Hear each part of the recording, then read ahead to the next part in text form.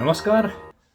स्वागत है आपका इस खास ब्रॉडकास्ट में। मेरा नाम है रविंद्र सिंह शोरान। वक्फ अमेंडमेंट बिल से जुड़ा जो एक जॉइंट कमेटी पार्लियामेंट की बनी थी, उसने अपनी रिपोर्ट सौंप दी है और रिपोर्ट को आने वाले बजट सत्र में उम्मीद है कि संसद में पेश किया जाएगा।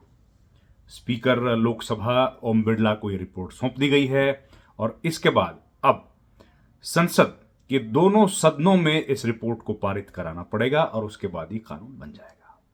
लेकिन जो जॉइंट कमेटी ऑफ पार्लियामेंट बनी थी, उस जॉइंट कमेटी में भी जो तमाम सदस्य थे, उनकी सहमति नहीं थी।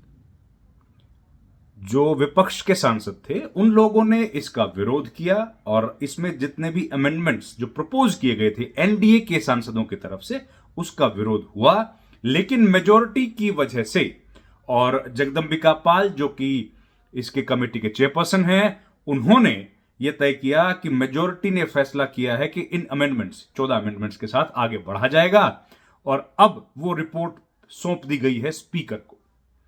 असल में यह जो मुद्दा है यह बहुत पुराना है और बीजेपी की राजनीति को सूट करने वाला है। जिस तरीके की पॉलिटिक्स बीजेपी करती है, दो संप्रदायों के बीच में विभेद पैदा करने की या दो जातियों के बीच विभेद पैदा करने की, उस लिहाज से ये जो अमेंडमेंट है या ये जो कमेटी बनाई गई थी और उसके बाद माध्यम से अमेंडमेंट्स लेके आए गए थे, ये बहुत बीजेपी की पॉलिटिक्स को सूट करते हैं ताकि जो विभेद इन धर्मों के बीच में है वो और ज्यादा बढ़े और उसके ऊपर सवार होकर बीजेपी अपनी राजनीति को चमका सके। इसलिए बीजेपी पूरी कोशिश ये कर रही है कि जल्दी से जल्दी इस बिल को लेके आया जाए और इस पर पूरे देश में एक माहौल क्रिएट किया जाए। वक्फ जैसा हम लोग जानते हैं, आप लोग जरूर जानते हैं, वक्फ जो है वो प्रॉपर्टी होती है जो कोई दान करता है, यानी कि जो भगवान के नाम पर दान कर दी जाती प्रॉपर्टी है वो होती है। और ये दान कोई भी कर सकता है, कोई हिंदू भी कर सकता है, मुसलमान भी कर सकता है या कोई और दूसरे धर्म का व्यक्ति भी कर सकता है। और उसके बाद जब वो जमीन वक्फ कर दी जाती है या कोई प्रॉपर्टी वक्फ कर दी जाती है, तो उसके बाद जो बोर्ड्स बने हुए हैं, उन बोर्ड्स की वो जमीन होती है जो वक्फ बोर्ड होता है। वो हर प्रदेश में एक बोर्ड है और एक जो वक्फ काउंसिल है वो फिर उसका मैनेजमेंट करती है। वक्फ की जो अभी तक जमीनें हैं, जो हम लोग जान रहे हैं कि वो बहुत ज्यादा है, जिस तरह की खबरें हैं, और भारतीय सेना के बाद रेलवे और वक्फ बोर्ड की जमीनें बहुत ज्यादा हैं। तो ऐसे में एक आरोप जो वक्फ पे लगता रहा या इस धर्म के लोगों पर लगता रहा कि इनकी जमीन जो है वक्फ की प्रॉपर्टी लगातार बढ़ती चली गई और अब किसी भी जमीन पर वक्फ जो है अगर वो कह दे कि ये हमारी जमीन है तो वो उसकी हो जाती है और उसका कोई चैलेंज नहीं है, जो कि बिल्कुल गलत है।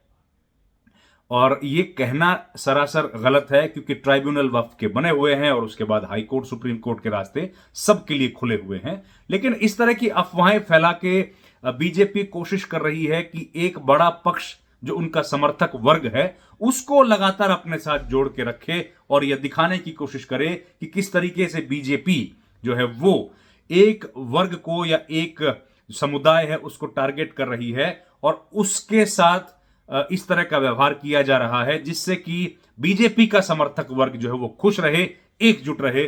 और उसी को बार बार ये दिखाया जाता है कि जो वक्फ के प्रॉपर्टी के लोग हैं, यानी कि वक्फ जो बोर्ड है वो गलत तरीके से जमीनों को हथियाता है और गलत तरीके से उन्होंने जमीनों पर कब्जा किया हुआ है।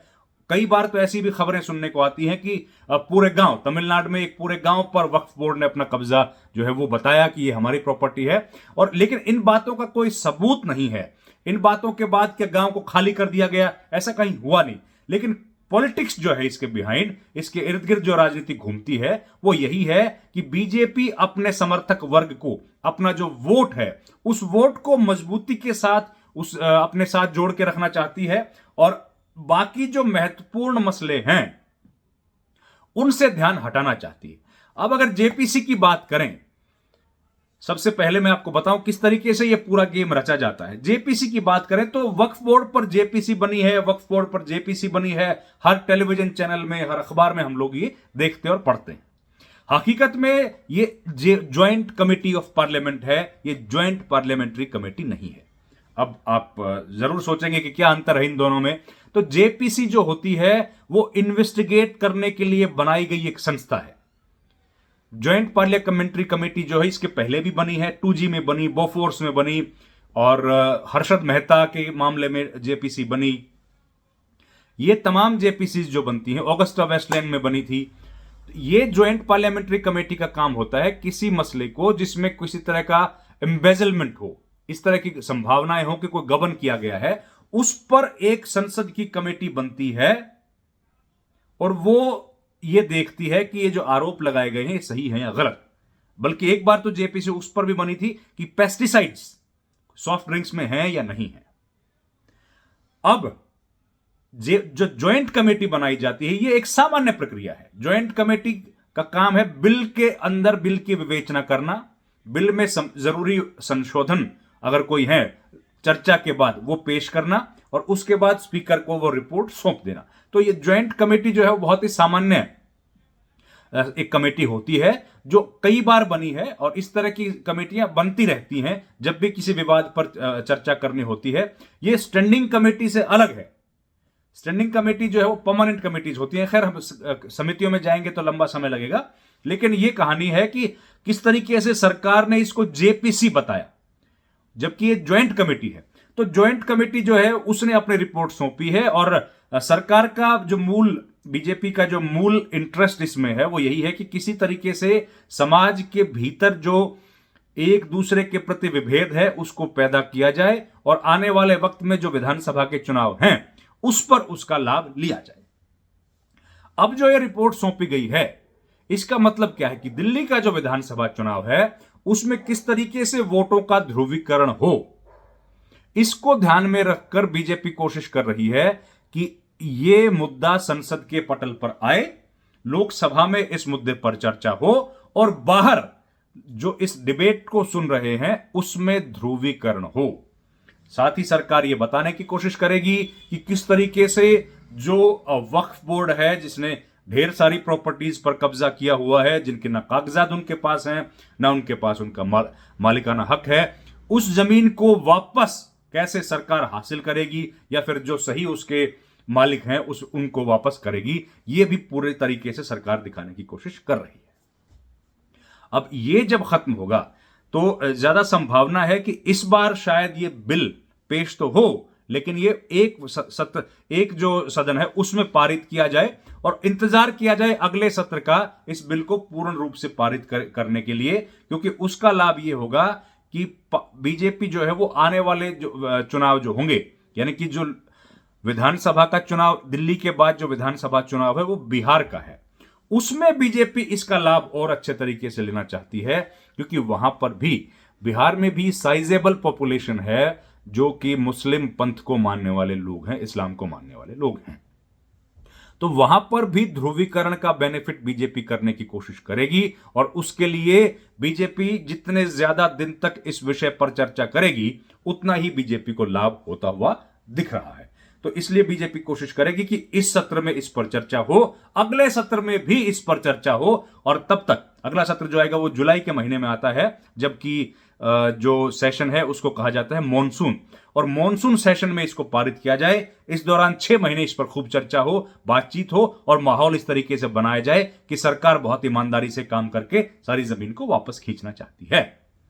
तो और उसके बाद जब जुलाई के में इसको बिल को पारित कर दिया जाए, और उसके बाद अक्टूबर के महीने में विधानसभा का चुनाव होगा जो कि होने वाला है बिहार में। और बिहार इसलिए बड़ा इंपॉर्टेंट इलेक्शन है क्योंकि एक तो बिहार में अच्छी खासी पॉपुलेशन है मुस्लिम समुदाय की, और बीजेपी पूरी कोशिश इस बार करेगी कि इस बार मुख्यमंत्री जो है वो बीजेपी का वहां पर बने। इसके लिए जरूरी है कि बीजेपी वहां पर ताकत के साथ लड़े और माहौल बीजेपी के लिए बड़ा अनुकूल हो। तो इसलिए बीजेपी इस इलेक्शन में जुलाई के महीने में जो विंटर सेशन आएगा, जो मॉनसून सत्र आएगा, उस सत्र में इस बिल को पारित करना चाहेगी ताकि उसका लाभ वो ले सके। तो जिस तरह से समाज के अंदर विभेद करने की कोशिश बीजेपी की पुरानी रही है, उसी के तहत इस बिल को पारित करवाने की कोशिश बीजेपी करेगी। और दूसरी तरफ कांग्रेस पार्टी और दूसरे दल जो हैं वो लगातार इस बिल का विरोध कर रहे हैं और उनका यही कहना है कि जो हिंदुस्तान का सेक्युलर फैब्रिक है, जो भाईचारा है, जो बोन होमी है, जो सोसाइटी की, उसको कहीं ना कहीं बीजेपी इसके रास्ते तोड़ने की कोशिश कर रही है। और जो मुख्य मुद्दे हैं, समाज जिनसे रोज दो चार होता है, चाहे महंगाई का मुद्दा हो, चाहे बेरोजगारी का मुद्दा हो, और अब जब हम लोग बात कर रहे हैं तो महाकुंभ में जिस तरीके से कुप्रबंधन हुआ है, जिस तरीके से प्रबंधन की कमी दिखाई दी है और कितने सारे लोगों की वहां पर मृत्यु हो गई है, ऐसी स्थिति में कांग्रेस पार्टी चाहेगी कि उन मुद्दों पर सरकार को घेरे, लेकिन सरकार कोशिश करेगी कि मुख्य मुद्दों से ध्यान हटाया जाए और वक्फ जैसे मुद्दों पर पूरी चर्चा को केंद्रित किया जाए, जिससे उनको राजनीतिक लाभ मिले, उनको अपने वोट को साधने में मदद मिले। तो आने वाले सत्र में हंगामादार होने की पूरी गुंजाइश है और वक्फ का जो अमेंडमेंट का जो बिल है वो बिल उसमें पेश किया जाएगा।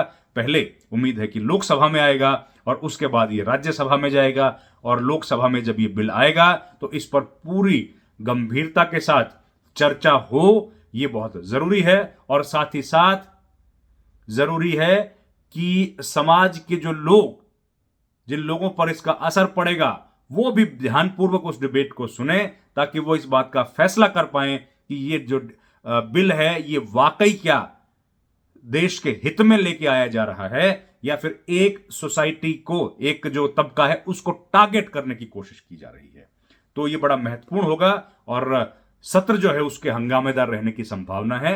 वक्फ की जो कमेटी थी, ज्वाइंट कमेटी ऑफ पार्लियामेंट, मैं फिर से कह रहा हूं, उसने अपनी रिपोर्ट सौंप दी है और उसमें कई सारे अमेंडमेंट्स बताए गए हैं। अब कितने अमेंडमेंट्स उसमें से स्वीकार किए जाएंगे ये तो सदन के भीतर ही पता लगेगा। इस वीडियो में इतना ही। आपसे गुजारिश है हमारे चैनल को लाइक, शेयर और सब्सक्राइब जरूर कीजिए। बहुत बहुत धन्यवाद।